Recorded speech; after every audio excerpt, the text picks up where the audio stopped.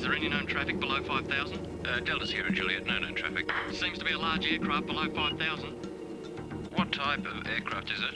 It is all bright. Seems to me like landing lights. The aircraft has just passed over me at least 1,000 feet above. It seems to me that he's playing some sort of game. He's flying over me 2-3 times at speeds I could not identify. It's flying past, it's a long shape. Cannot identify more that it has such speed. It seems like it's stationary. What I'm doing right now is orbiting, and the thing is just orbiting on top of me also. It's got a green light and sort of metallic-like. It's all shiny on the outside. The engine is rough idling. I've got it set at 23, 24, and the thing is coughing. My intentions are to go to King Island, Melbourne. That strange aircraft is hovering on top of me again. It is hovering, and it is not an aircraft.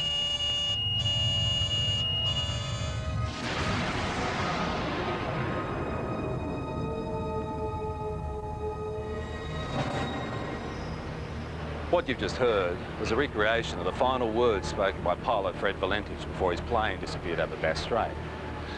Even though it's been 19 years since Fred disappeared, the mystery surrounding what happened to him still hasn't faded. He just vanished without trace, and his family believed he was taken by an unidentified flying object. Recent years has been an explosion of UFO sightings in Australia. Whenever you mention the topic, people seem to have their own theories and opinions, or even their own stories. It was orange like a sunset, and it was just spanning across the road. I can't move. Moving forward in time through the experience. Then this tall, dark being just appeared in front of the craft. I mean, it looks like a traditional, every day of the week, comic book flying saucer. They had large almond-shaped eyes, small bodies, legs and arms, and sort of grey in appearance. I think it's the first time in my life that I could identify of anybody telling me that they were scared they were going to die. Saying that this thing was only just down the bottom of his street. He could see that it was out in the water, it was sucking up water. Yeah, I believe it's a UFO. There are between 400 and 500 reports a month of UFOs in this country. Now, obviously, a lot of them can be explained, but about 10% prove to be true mysteries. Tonight you'll hear from people who've had these experiences. They're just normal Australians who can't explain what they saw.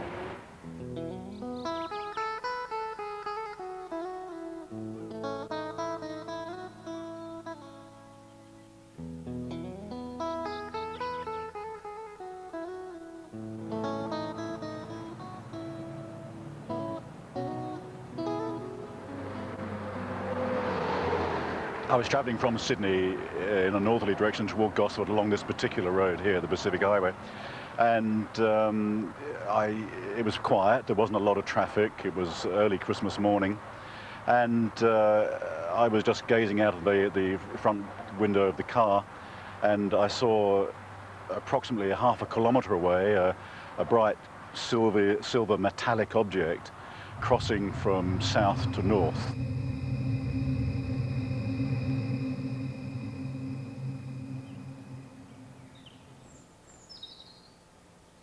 I stood here not believing my eyes, because where I sit, I can see the open water.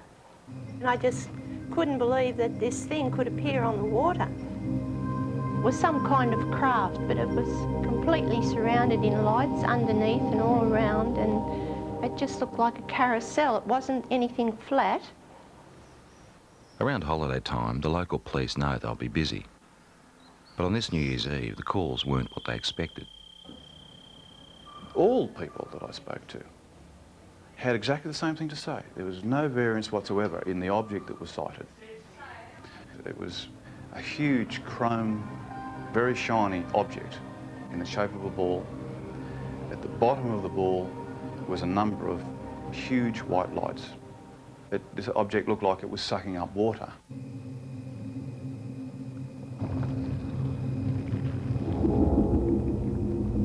Some calls were quite frightful in their voice. You could actually hear the fear, and in the background especially, the fear of people and of course animals and things at the time that were experiencing this phenomena.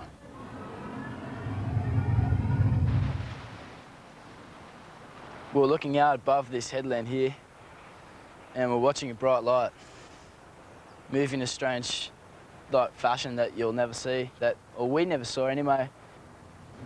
It was moving quickly and moved for instance, in a zigzag fashion.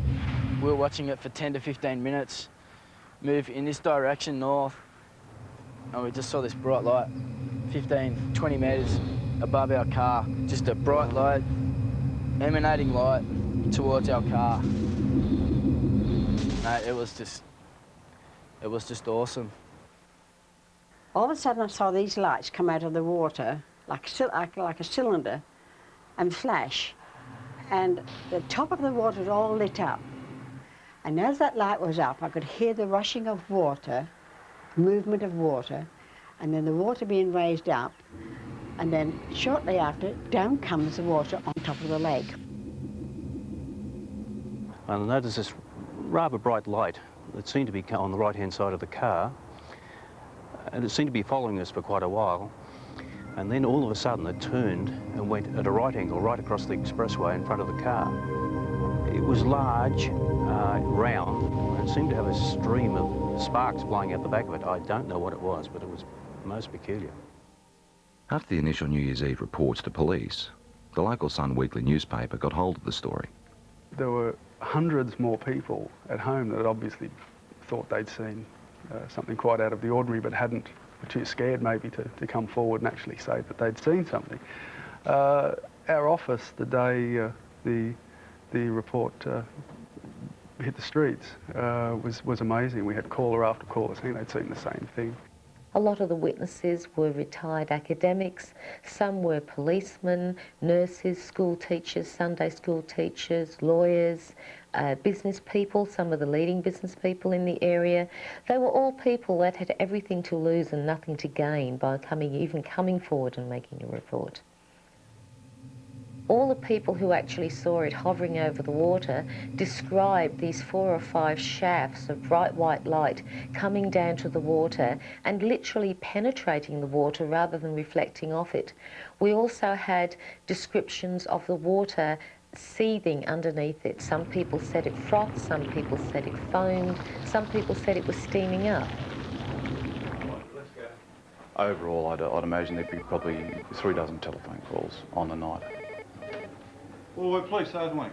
In particular, Sergeant Wenning remembers one very distressed caller. He told me he had been woken up from a deep sleep with thunderous noise and bright lights, dogs barking. His children had come into his bedroom screaming. He was saying that this thing was only just down the bottom of his street. He could see it was out in the water, it was sucking up water. The sound was like a million hummingbees. He didn't know what was going on.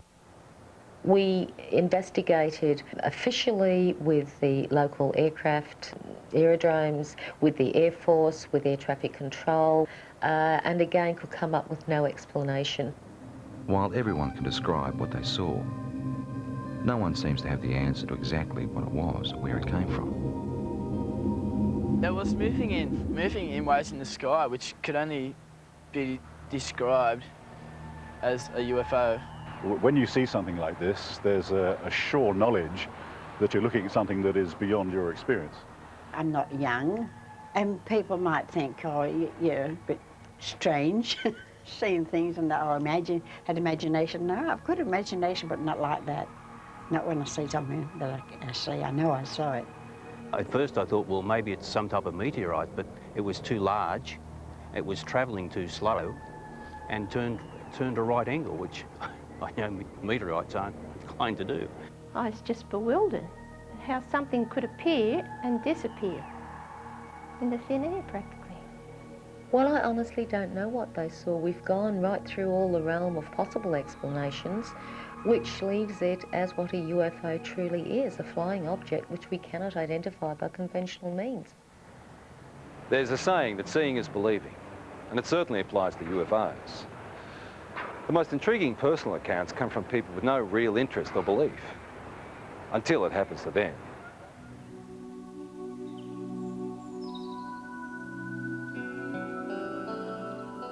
Before this happened to me, I can be honest, I could say that I was in that category of being naive. I didn't believe it.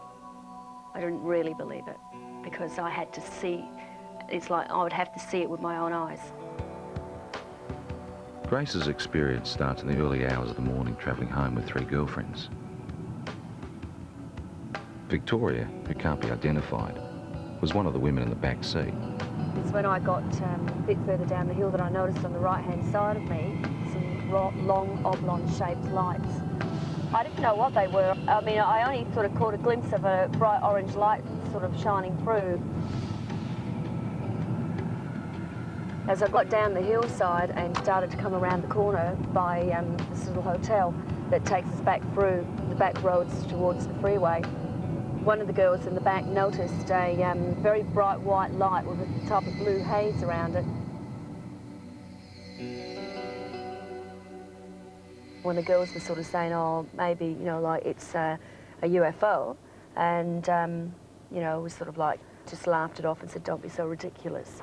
The women continued their trip, but further down the road, more lights appeared. I heard Victoria and one of the other girls in the back there, they were commenting on something that was behind us. They actually thought somebody was coming up behind us, like a truck or something, because it was moving fairly fast and very bright. It was just such a bright as blinding light. It was orange like a sunset, and it was just spanning across the road. I got really scared, and I said to Grace, quick, just step on it. Because I knew there was a town just a kilometre up the road.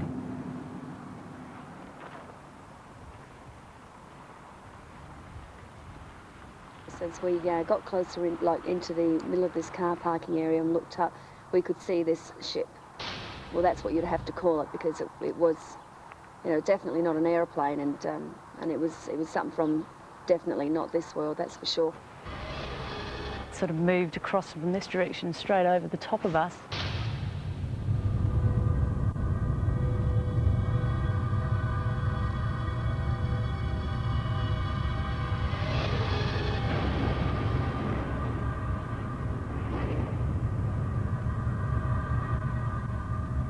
Sort of disappeared into a gully where we lost sight of it.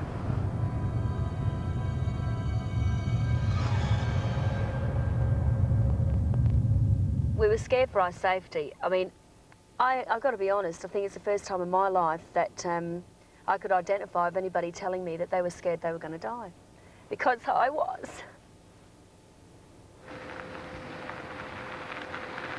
When I got to the opening of the drive here, the other girls noticed that there was something else up, some activity up there in the sky. We were still scared. We didn't know what they were either. They seemed to be moving in a direction that this other craft had gone over and gone down. So the first thing you think of, just pull in someone's driveway. And as I pulled in, the light was so blinding, it actually was hurting our eyes to look at it. Then I noticed a figure coming. It wasn't a human. It definitely was no human, that's for sure. I felt threatened by it. I felt really, really threatened by it. That was the closest thing I've ever experienced, the thought of actually, you know, coming close to death, I suppose, which sounds pretty silly, but the fear that I had was like that, like I wasn't going to see my family again. And the weird thing is that it's not the normal thing to talk about and for people to accept. But, you know, it's been 3 years now, and I still feel very distressed by it. In the weeks, I felt a lot of doubt with what happened to Grace. I didn't believe it, truly believed it, because I hadn't experienced anything like that myself. So I didn't show it either. I mean, I didn't show that I didn't believe it, because I think it was important that I looked like I was supporting her, so that otherwise, you know, she might go sort of, you know, off the rails if she didn't feel she had some support from her husband. But 2 weeks later, those doubts disappeared. What's work? Late one night, they were both woken by their distressed 15-year-old son. He was dead set that he had presence in his room. You know, there was somebody in his room. And one thing that he kept saying at that time was that, can you hear that sound? And he kept pointing up to the ceiling. And we could hear this low drone sound. I knew then I'd heard that sound before. We got back into bed and I was laying there. And I thought, do I lie here and just let this thing go through and just, you know, try and wipe it off as another bad experience, or do I actually get up and look, and if it is what I think it is, then maybe my husband will be able to see for the first time and he will believe. I just couldn't believe what I was seeing. When you see an object that's just sort of floating through the air, like at slow pace, and you think to yourself, oh my God, it struck me as, you know, being awesome. It's just something unbelievable. It was a relief that he was able to see this thing, and all I kept saying was that that was the thing that was there the night when I was with the others. Certainly by its nature, by the way, characteristics of the way it just hovered across the house at a slow pace, yeah, no, nothing man-made. Not from this country, not from this earth, I should say. Even though Grace and her husband ended up experiencing the same craft, their ways of coping with it differ. You either accept it or you don't accept it, and I tend to say now, after I've seen it with my own eyes, I accept it, but I don't, you know, harp on about it and talk about it, and if it's just one of those things that you try and leave as a part of your life that's happened, and let's get on with things, let's move on from here, you see. And that's how I sort of try and treat it, rather than try and find an explanation as to what it is. Yeah, I really don't have a theory yet. It's basically, it's more the fear.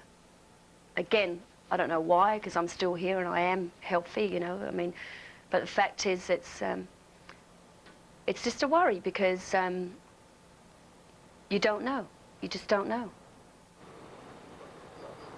What do you reckon it is? Got no idea. Images of UFOs caught on video over the years tend to raise more questions than they answer. Ron, they are visitors. Yeah? Yes, yes. UFO.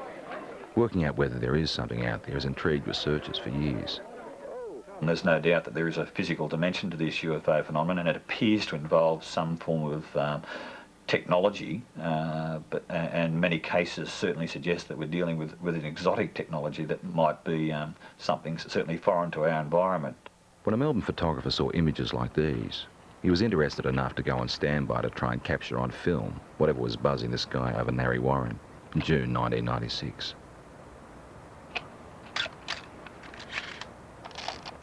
I got the phone call and I was told that the lights were spinning across the tree line over the homes. What I did was put the camera onto the object, allowing it just to come into frame, hit the shutter, count to 20, stop, wind, move the camera to the next part of the frame, start the shot, count to 20, let it go, and so forth. The first night, the result of the photographs showed just light trails of this object going across over the tree line. The second night, with higher speed film and the higher magnification lens, is where we actually captured the shot of the disc. This thing was, the only way to explain it was moving across the air like ice on a hot plate, very, very smooth. Later in the program, Doug's photos will be studied by an independent expert. Well, it was flying, it's unidentified, and it was definitely an object. What it will be, and I hope with the analysis will prove me right. But yeah, I believe it's a UFO. In the UFO community, the term hypnotherapy is like a buzzword. It's the thing to try if you feel you have secrets of the past to unlock. While mainstream medicine doesn't necessarily recognise it, people who've had UFO encounters believe it helps.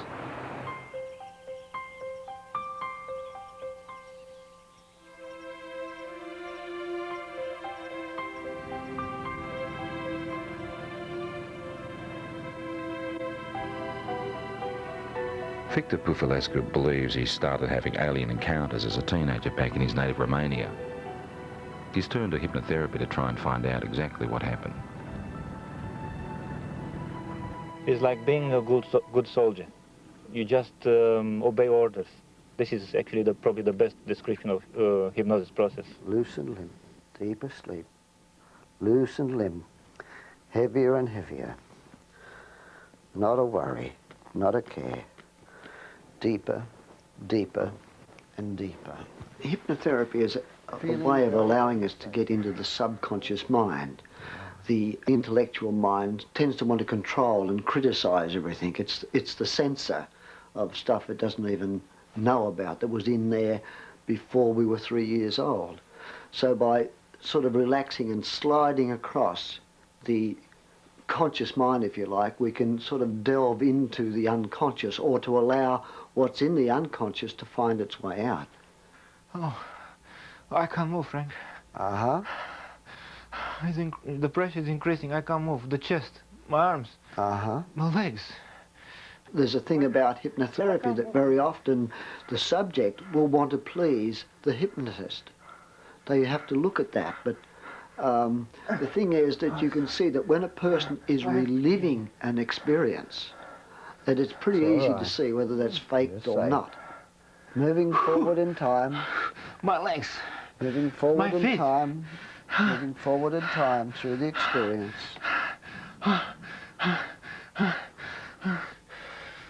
The pain is inside of my elbow. Thanks.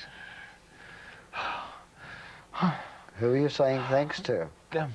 Can you ask them what they're doing? No. It's a test. That's a test. I just know it's a test. They keep me telling be calm. They're telling you to be calm? Yeah.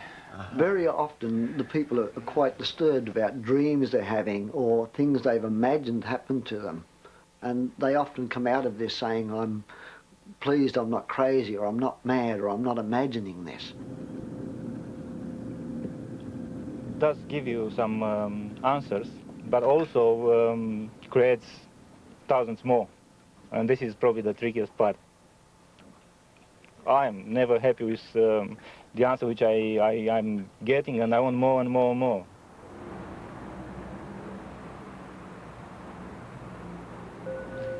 Just relaxing as much as you can with every breath. Just feeling a sense of calm. From 1992, there was a very strong correlation with awakening psychically and with my healing work to having these experiences. Elizabeth Robinson is a spiritual healer and therapist who says she's been having extraterrestrial experiences since childhood, but is only now starting to accept them. I mean, when they started with me, I thought, my God, this is bizarre. You know, this is crazy. This is in the realm of science fiction. But I know now I've had to work through that and struggle with it, and I've denied it like hell for 5 years. And I can't deny it anymore. Elizabeth says she started seeing creatures like these around her home in Perth in 1992. There were 3 beings standing there. They had large shaped heads, bigger at the top to the chin at the bottom, large almond-shaped eyes, small bodies, legs and arms, and sort of grey in appearance. But they looked at me with a sense of intent and intelligence. Soon after, Elizabeth's daughter talked of being visited by a lady during the night. Elizabeth believes it was one of the same beings. And I looked down on the desk, and here was a drawing of this being, this same being that I had seen.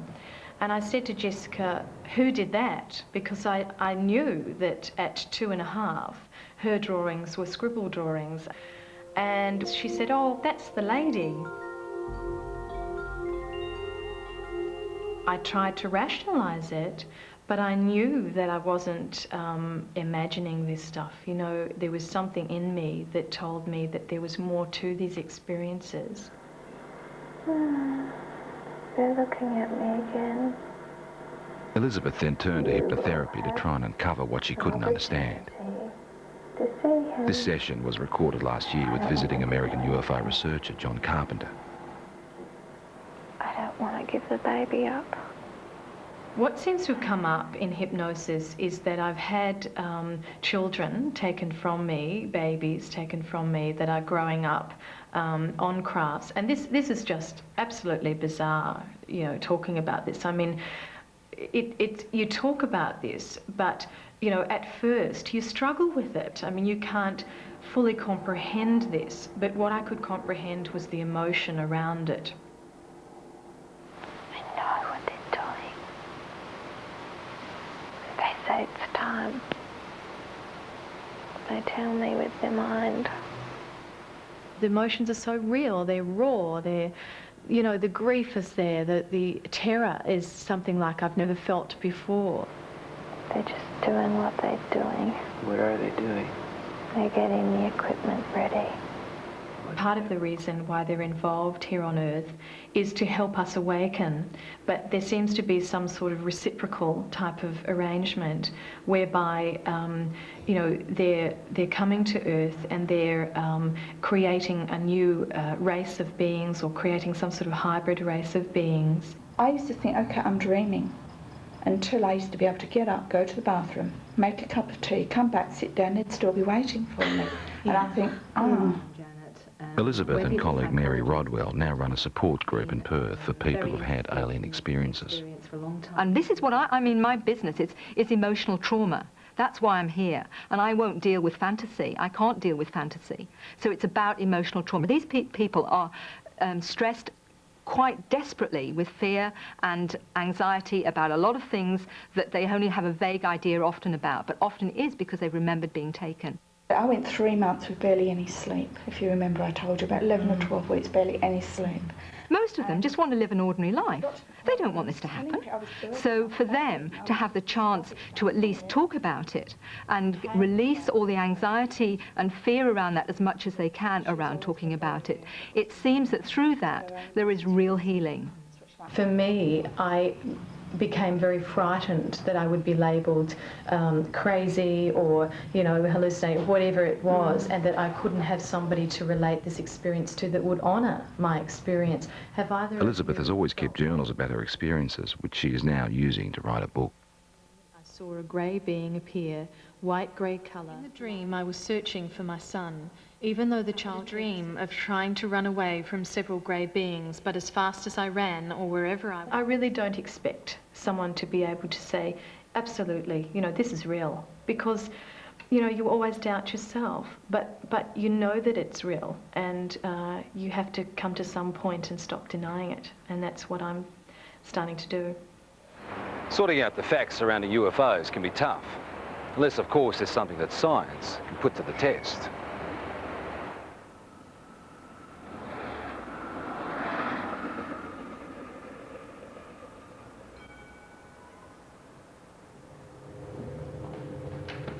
Earlier in the program we saw photographs taken by Doug Page. The time exposures show what Doug believes is a UFO hovering near his home in 1996.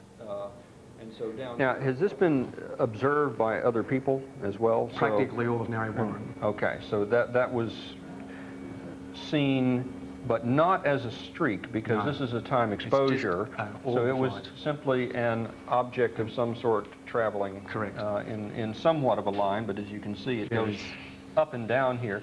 This type of negative sleeve will take... The professor would like to examine the negatives that come before and after the pictures in question. Explain to me why... But Doug has used the ends of rolls of film and discarded the shots he felt didn't work. Now, when the films were actually ready for handling, I'd lay them out and I went through them, and I go with the scissors and I just go cut, cut, into the bin, cut, cut, put it there, and that's what I did. Okay. After examining the camera the shots were taken with and checking density readings on the negatives, the next step is to enhance the images on the computer. I don't rely on computers for analysis. They're a bit of a tool. They sometimes let us see things a little bit better, but to actually definitively say that a particular thing is something, I stay away from that. That's right. How did you focus the camera? Just on infinity. Okay, so if you focused on infinity, technically the tower should be sharper in focus than the tree. Should be, shouldn't it? Mm-hmm. But it's not. Interesting question, isn't it? It's a good one. The only trouble is there's no sort of guarantee, of course, in the darkness that it hasn't moved off set either, but I had that set for infinity. Okay. With some of the technical questions out of the way, it becomes an issue of individual perception. Very specific things here. I see a disc-shaped object. I see something with a rim. Okay, there is definitely a lip. There are what appears to be lights. There's big, there's another small one in between, another one. So we've got something that is geometrically laid out. You can see a texture, and you can see definitely on the dark side of it something. So something's in shadow, I mean, it looks like a traditional, every day of the week, comic book flying saucer. My first impression of this when I saw it, again, was a trumpet, a circular object here that we have a bell shape that comes out like so.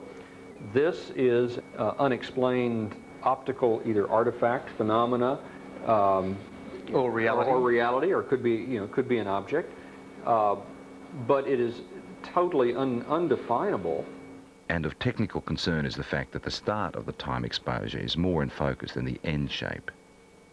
Does it make any sense to you that if this was moving and it's decelerating, would that have a bearing on the shape of the line?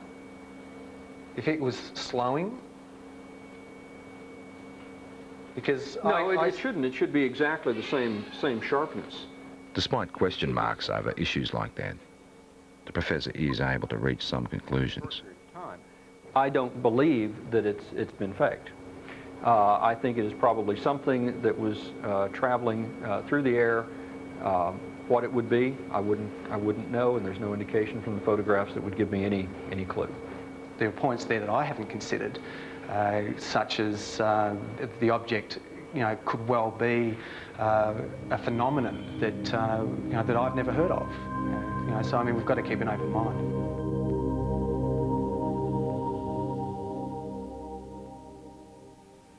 I don't know, maybe between 6 and 8, I would assume. Okay.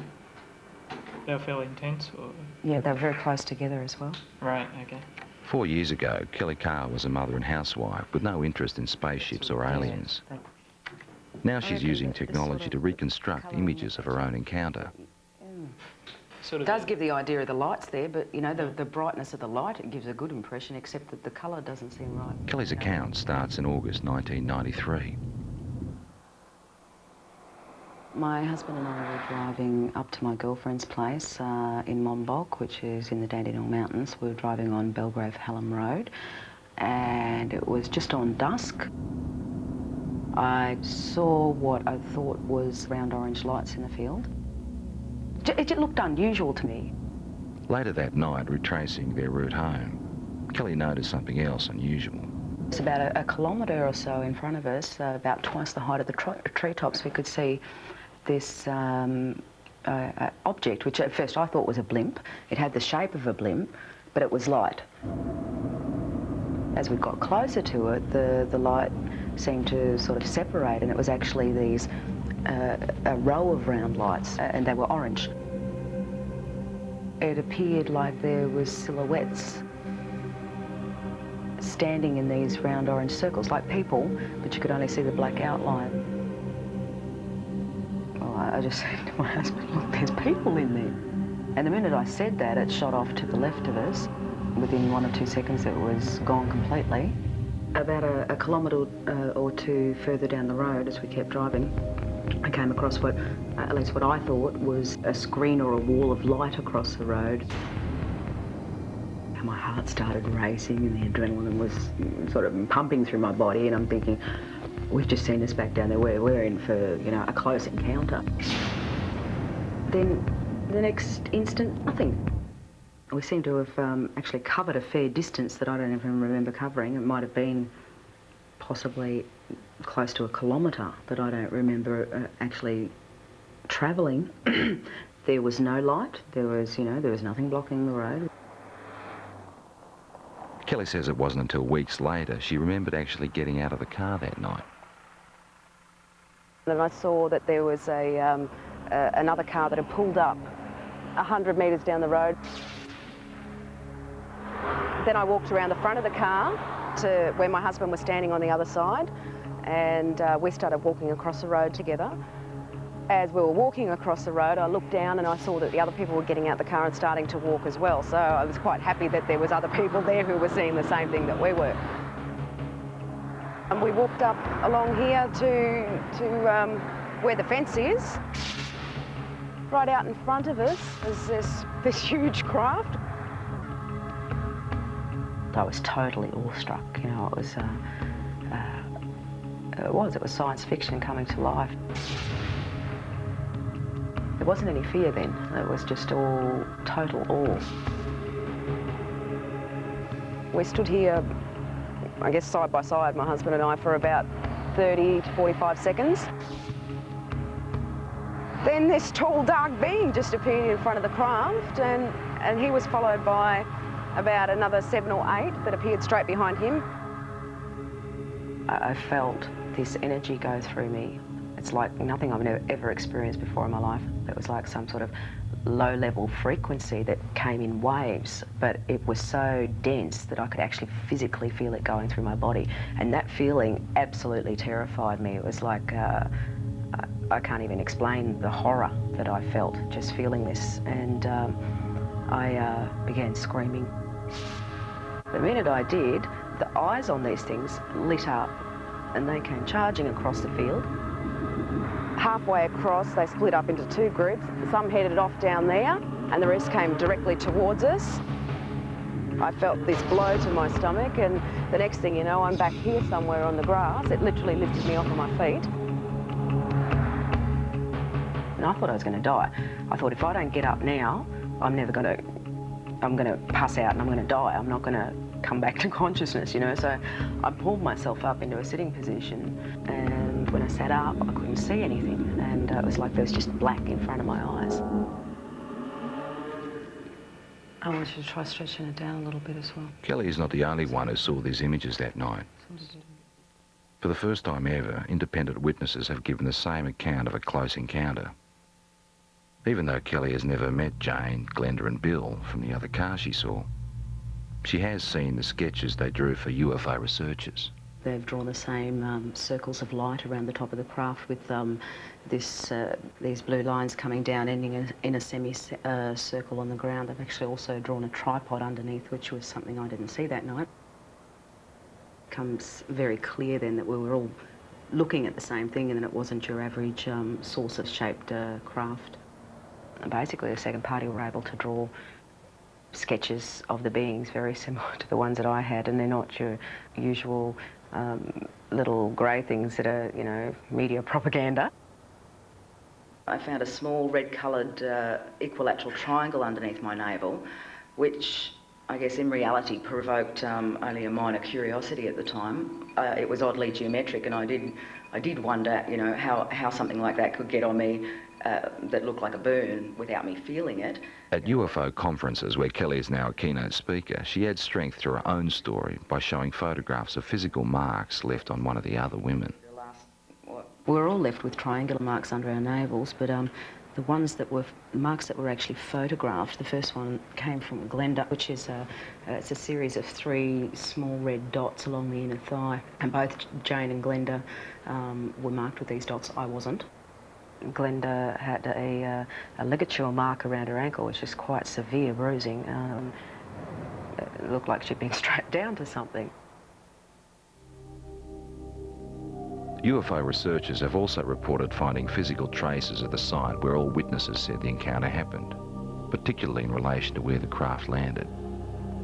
Inside that semicircle was actually a triangular formation of 3 points spaced 6 metres apart, which correspond with the tripod that was drawn underneath the girl's craft. To this day, Kelly still doesn't know exactly what happened to her that night. Tried a little bit. Her most vivid memory is the fear that she felt. That's very good. It's finally come out to what I'm looking for. And I think a lot of people, you know, might have experienced the fear in a nightmare when you're being chased or something like that, and it's a terror that you feel that, you know, sometimes can wake you up or whatever, but it's absolutely horrifying when you're dreaming it. And that's exactly what I was feeling while I was totally awake. That sort of terror, actually having to feel it while you're conscious and physically awake and feel it as a reality, is like a living nightmare, like a nightmare had come to life.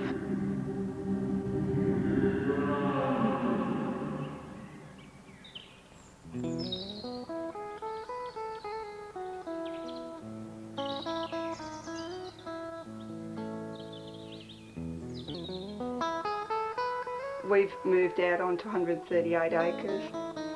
We don't have electricity. We use all our own fuel, like for both our fires. We're in the process of trying to become self-sufficient as far as food's concerned. We just lead just a very different lifestyle. the thingo over. Denise Borrett says it's her encounters with strange beings that have helped her make the decision to live this way. There's one of our missing. I believe at the moment that they're giving us quite a dire warning about what's happening to the planet and what's going to happen to us unless we actually wake up to what we're actually doing. They seem to open parts of your mind that aren't open before, and or they help you to do that. I don't know, but all I know is that I'm a very changed person since I've had my experience. Well, lifestyle changes you'd think shouldn't happen to people if these things aren't physically occurring. So I guess it's a little piece of evidence to suggest that something really startling and extraordinary must have happened to a person because of the changes that they do go through. Denise says her visitors have the ability to render her husband unconscious, so he never actually experiences the aliens, but he does have physical scars. Well, I know I've got a lot of scars on my body, and I know basically where they all came from, but this one, in that particular place, I've got no idea. I just woke up one morning and I happened to comment to Denise, I've got this funny little mark on my arm, and she had a look and she had one in exactly the same place because she said she could remember it happening. And I can actually remember them cutting it. I can remember it was like a little spatula or whatever. But again, there was no pain or anything, and the next day mine had completely healed up, whereas Les's had actually scarred. And I thought, well, they're in identical spots and they're identical size, so obviously something was going on. People who've had multiple abduction experiences very often get very concerned about the environment. They get very concerned about healthy lifestyles. They get very interested in the possibility of life elsewhere. They get very interested in promoting the message that there's something actually going on.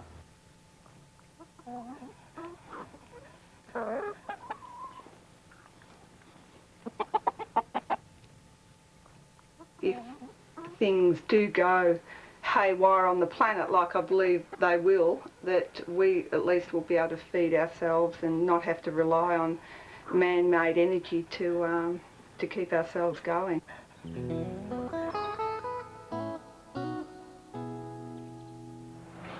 It's pretty obvious that the people that had these experiences are convinced there's more to what's out there than most of us realise. They're also the first to admit that their stories could be hard to accept. All they want us to do is be prepared to listen. I suppose people got to make their own minds up, but we can honestly say that what happened happened, and there's no doubt about that. Perhaps they're extraterrestrial, we don't know. Perhaps it's military experimentation. Perhaps there's new things in this earth that we don't know about. I don't know what they are. I know what happened to me, but I don't know anything about them. Well, I'd have to say that the evidence seems to be fairly compelling, that we seem to have some sort of alien life form, just in what it is. You've got to keep an open mind. And since I've accepted it, I think I've really started to see it's not really bad. There's a lot of good in what they're actually doing. And it's like they're saying to us, you know, human beings can do so much more. We have these wonderful capacities to heal and to heal each other and to understand ourselves so much more. And we're not yet. Where they come from, I honestly don't know. I would hope that before I die, one day I find out.